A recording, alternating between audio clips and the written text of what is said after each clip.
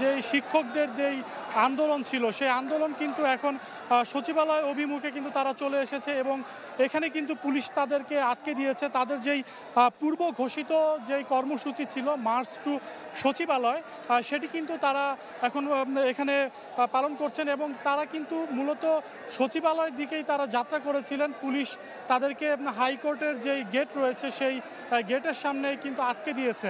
আমরা যদি বলি যে এর আগে তাদের যেই এই কর্মসূচিটি ছিল বেলা 12টার সময় তারা মার্চ টু সচিবালয় করার জন্য তারা চেয়েছিল, তবে সরকারের পক্ষ থেকে কিন্তু কয়েকজন প্রতিনিধি দল তাদের সাথে গিয়ে কথা বলে শিক্ষক নেতাদের সাথে এবং তাদেরকে জানায় যে সচিবালয় তাদেরকে যেই মন্ত্রণালয়ের যেই নির্দিষ্ট ব্যক্তিবর্গ রয়েছে তাদের সাথে আলোচনা হবে।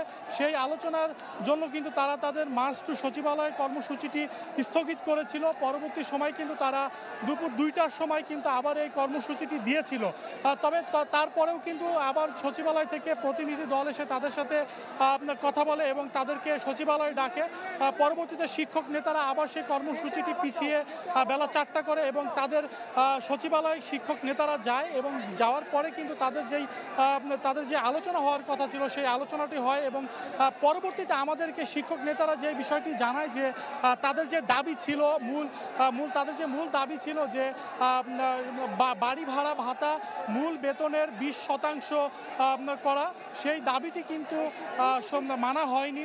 সংশ্লিষ্ট মন্ত্রণালয় তাদের সেই দাবিটি মেনে নেয়নি, যার ফলে কিন্তু শিক্ষকরা আবার তারা এই সচিবালয় অভিমুখে চলে এসেছে। এখানে আমি দেখতে পাচ্ছেন যে শত শত শিক্ষকরা কিন্তু এখানে অবস্থান নিয়েছে।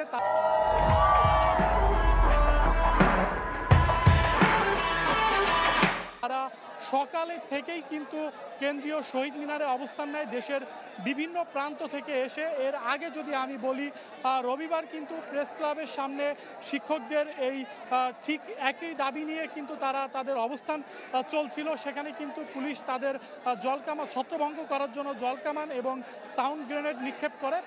পরবর্তীতে তারা প্রেস ক্লাবের সামনে থেকে সরে গিয়ে কেন্দ্রীয় শহীদ মিনারে অবস্থান নেয় এবং সেখানে কিন্তু 2 রাত তারা টানা অবস্থান নেয় এবং তার পরবর্তীতে তারা কিন্তু আজকে এই কর্মসূচিটি দিয়েছিল। এবং এর মাঝে আমি বলে রাখি যে রবিবার যখন তাদেরকে পুলিশ এখান থেকে ছত্রভঙ্গ করে দেয় তারপরেই কিন্তু তারা একটি কঠোর কর্মসূচিতে যায়, সেটি হচ্ছে সারা দেশের যেই শিক্ষা কার্যক্রম তাদের যে কর্মবিরতি সেই কর্মবিরতিতে যায় শিক্ষকরা। এর ফলে কিন্তু সারা দেশের যেই প্রাথমিক এবং স্কুল কলেজের যেই শিক্ষা যেই পাঠদান কর্মসূচি সেটি কিন্তু সম্পূর্ণভাবে ব্যাহত হয়। তবে বলা যায় যে এই মুহূর্তে হাইকোর্টের গেটের সামনে এবং শিক্ষা ভবনের ঠিক পাশের যেই গেটটি রয়েছে এখানে পুলিশ তাদের আটকে দেয়। মুখোমুখি অবস্থানে পুলিশ এবং শিক্ষকরা রয়েছে।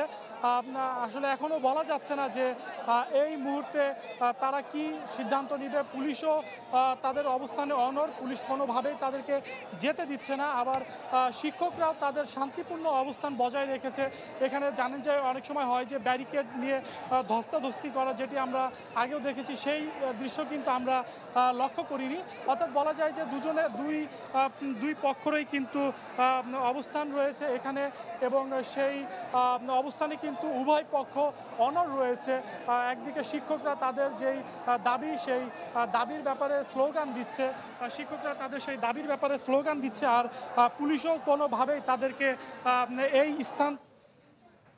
জি সজল শেখ, আপনি খবর সংগ্রহ করতে থাকুন। এমপিওভুক্ত শিক্ষকদের মার্চ টু সচিবালয় কর্মসূচি নিয়ে জানাচ্ছিলেন সজল শাইখ।